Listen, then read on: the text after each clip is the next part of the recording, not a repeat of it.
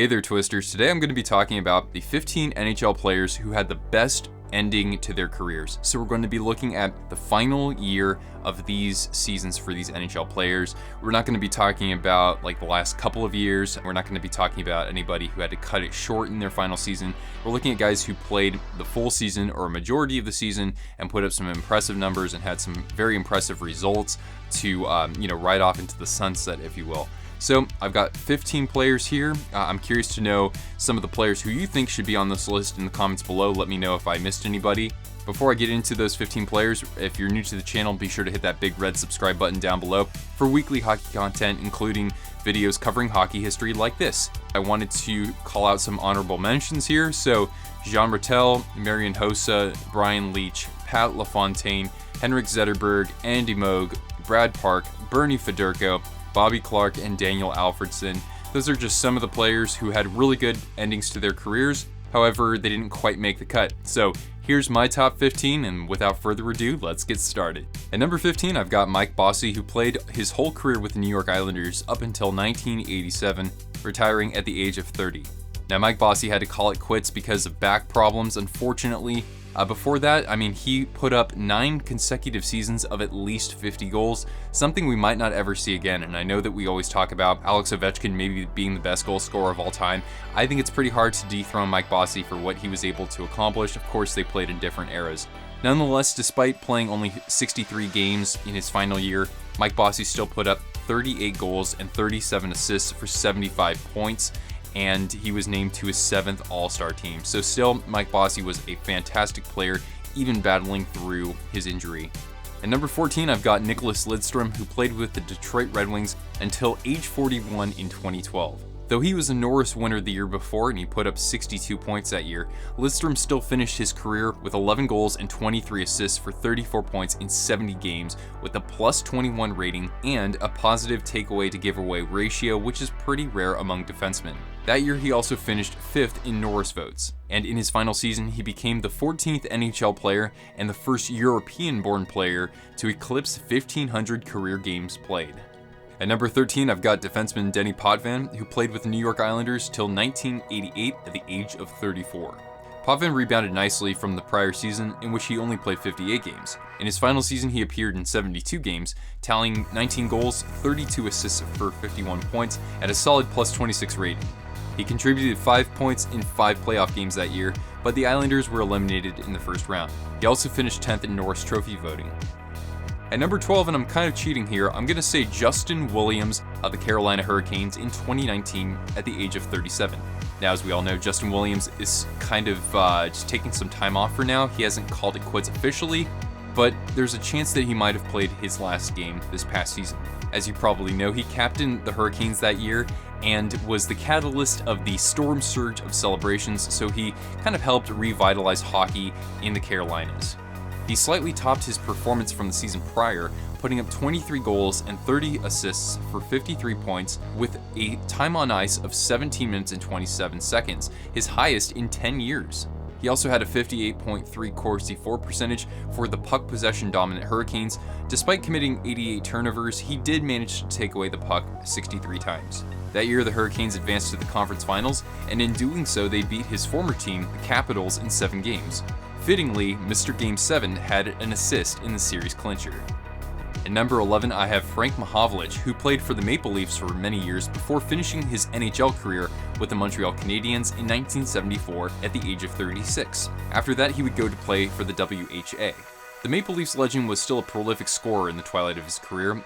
In his final season, he finished with 31 goals and 49 assists for 80 points and a plus 16 rating in 71 games. However, his numbers in the playoffs were lackluster comparatively. After the WHA, he attempted a comeback at age 41, auditioning for the Detroit Red Wings, but he never appeared in an NHL game again. At number 10, I have Martin St Louie, who last played for the New York Rangers in 2015 at the age of 39. In 2014, the 5'8" St Louie was traded by his longtime team, the Tampa Bay Lightning, to the New York Rangers. After coming up short in the Cup Finals, he decided to stick with the Blue Shirts for one more year, wearing an A on his jersey.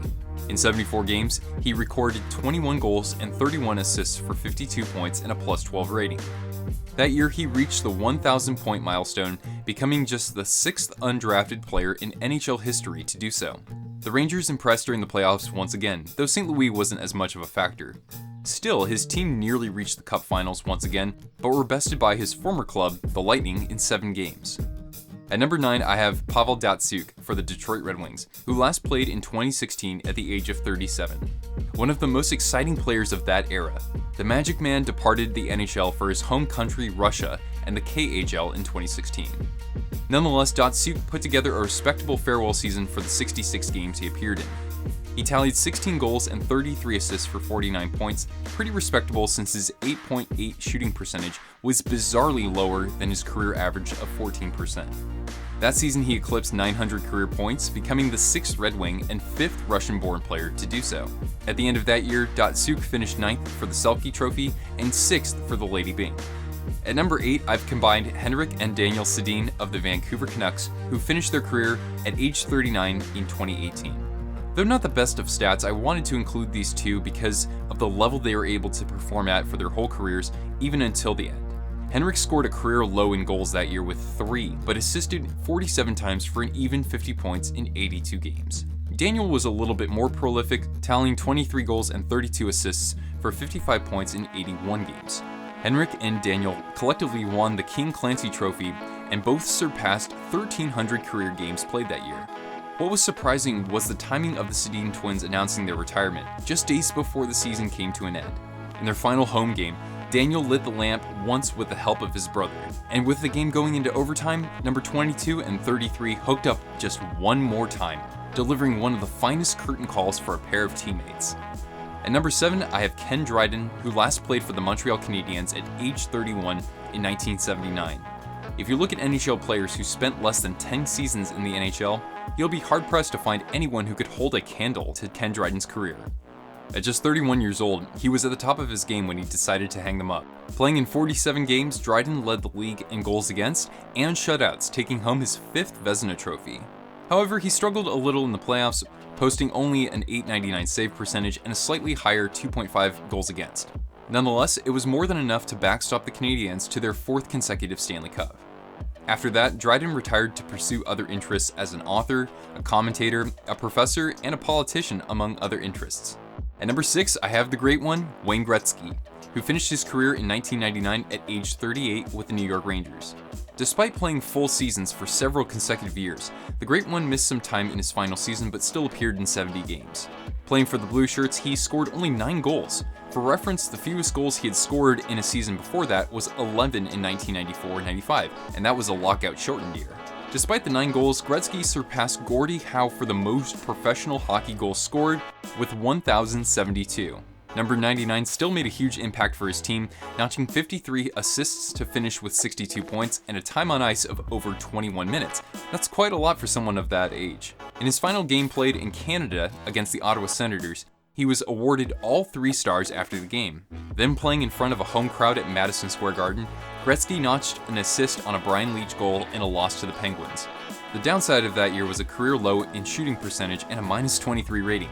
But as you know, the league would go on to retire number 99 and send Gretzky off with his 5th Lady Byng trophy for sportsmanship. At number 5, I've got the Wrecking Ball, Mark Recchi, who finished his career with the Boston Bruins in 2011 at the age of 43. Recchi is one of the NHL's Iron Men, appearing in over 1,600 games and recording over 1,500 points over the course of 22 years.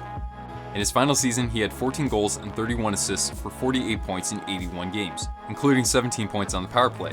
He also had a +13 rating and a time on ice average of 16 minutes. In the playoffs, Recchi upped his game even more, tallying 5 goals and 9 assists for 14 points in 25 games with a +7 rating. During Game 2 of the Stanley Cup Finals against Vancouver, Recchi became the oldest player to score a Cup Finals goal, but he wasn't done. He scored the final 2 goals of his career in Game 3. Ultimately, he retired with a 3rd Stanley Cup, the 11th player in NHL history to win a cup with 3 different teams.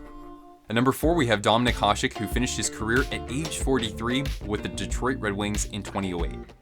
Initially offered $5 million for 1 year of service, Hasek settled for $2 million to help free up cap space, at least according to an article I read linked to hockeyjournal.com. Hasek would end up splitting time with Chris Osgood, who, like Hasek, was in his second stint with the Red Wings. In 41 games played, the Dominator posted a record of 27, 10, and 3, with 5 shutouts, a 2.17 goals against, and a .902 save percentage, his worst since 92-93. It's likely that because of this, Hasek didn't last long in the playoffs. Still, the other numbers are very solid. Maybe it was the friendly competition between Hasek and Osgood, as it developed a rapport between the two, and perhaps fueled the Red Wings, because for the second time and final time in his career, Dominik Hasek was a Stanley Cup champion. Coming in at number 3 is Jean Beliveau, who finished his career with the Montreal Canadiens in 1971 at the age of 39. Beliveau tallied 25 goals and 61 assists for 76 points in 70 games that year, with a shooting percentage of 14.5. That year in the playoffs, Beliveau notched 6 goals and 16 assists for 22 points and a +13 rating in 20 games, capturing the Stanley Cup for the 10th time in his illustrious career. At the time of his retirement, he was the Canadiens' all-time leading scorer and second in goals.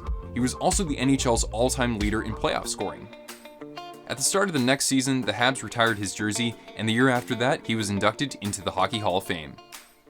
At number 2, we have Patrick Roy, who finished his career with the Colorado Avalanche at the age of 37 in 2003. Roy capped off a remarkable career by playing over 60 games for the 7th consecutive season. In his final season, he had a 35, 15, and 13 record with a 2.18 goals against and a .920 save percentage, with a projected goals saved above average of over 20. He also finished 4th in Vezina votes. Though the Avs were eliminated in the first round, Roy still put up respectable playoff numbers, posting a 2.27 goals against and a .910 save percentage. 3 years later, he was inducted into the Hockey Hall of Fame, and the Avs and Canadiens have ended up retiring number 33. And at number 1, you were probably expecting this, I have Ray Bourque, who finished his career in 2001 with the Colorado Avalanche at age 40. In 80 games that season, Bourque tallied 7 goals and 52 assists for 59 points, his highest total since 95-96.